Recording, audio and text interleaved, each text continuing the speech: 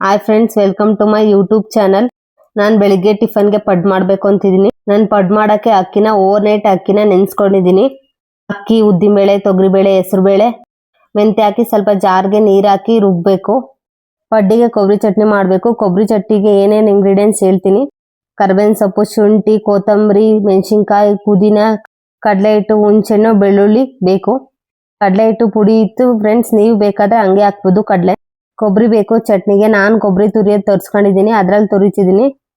ನಮ್ಮ ಹಸ್ಬೆಂಡ್ ಕೊಡ್ತಾರೆ ಕೊಬ್ಬರಿನ, ನನಗೆ ಕಷ್ಟ ಆಗುತ್ತೆ. ಪ್ಯಾನಲ್ಲಿ ಮೆಣಸಿನ್ಕಾಯಿ, ಕರ್ಬೇವಿನ ಸೊಪ್ಪು, ಎಣ್ಣೆ ಹಾಕಿ ಫ್ರೈ ಮಾಡಬೇಕು ಚೆನ್ನಾಗಿ.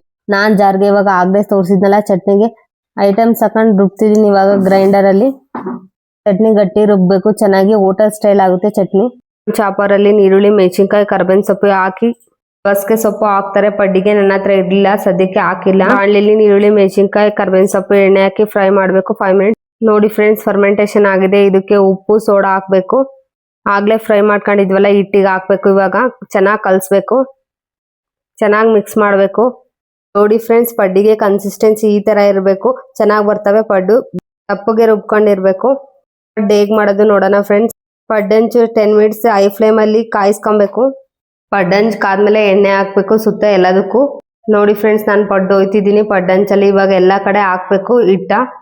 ಪಡ್ಡು ತಿನ್ನಕ್ಕೆ ಚೆನ್ನಾಗಿರುತ್ತೆ. ಒಂದೊಂದ್ಸರಿ ನೀವು ಒಂದ್ಸರಿ ಮನೇಲಿ ಟ್ರೈ ಮಾಡಿ ಪಡ್ಡು ಹೇಗೆ ಬಂತು ಅಂತ ಕಮೆಂಟ್ ಸೆಕ್ಷನಲ್ಲಿ ತಿಳಿಸಿ ಫ್ರೆಂಡ್ಸ್. 15 ಮಿನಿಟ್ಸ್ ಮುಚ್ಚಿ ಪಡ್ಡು ಚೆನ್ನಾಗಿ ಬೇಯಿಸ್ಬೇಕು ಲೋ ಫ್ಲೇಮಲ್ಲಿ. ಪಡ್ಡಿಗೆ ಆ ಕಡೆನೂ ಬೇಯಿಸ್ಕೋಬೇಕು ಎಣ್ಣೆ ಹಾಕಿ. ನೋಡ್ತಿದ್ದೀರಲ್ಲ ಫ್ರೆಂಡ್ಸ್, ಪಡ್ಡು ಹೇಗೆ ಬಂದಿದೆ ಅಂತ. 15 ಮಿನಿಟ್ಸ್ ಆಗಿದೆ ಅನಿಸುತ್ತೆ. ಪಡ್ಡು ಓಪನ್ ಮಾಡ್ತಿದ್ದೀನಿ ಇವಾಗ. ಪಡ್ಡು ಒಂದು ಪ್ಲೇಟಲ್ಲಿ ತೆಗಿತಿದ್ದೀನಿ. ಇದೇ ರೀತಿ ವಿಡಿಯೋಸ್ಗಾಗಿ ನನ್ನ ಚಾನಲ್ ಸಬ್ಸ್ಕ್ರೈಬ್ ಮಾಡಿ, ಕಮೆಂಟ್ ಮಾಡಿ, ಶೇರ್ ಮಾಡಿ, ಲೈಕ್ ಮಾಡಿ. Thank you for watching video. Next ವಿಡಿಯೋಲಿ ಸಿಗ್ತೀನಿ. Bye friends.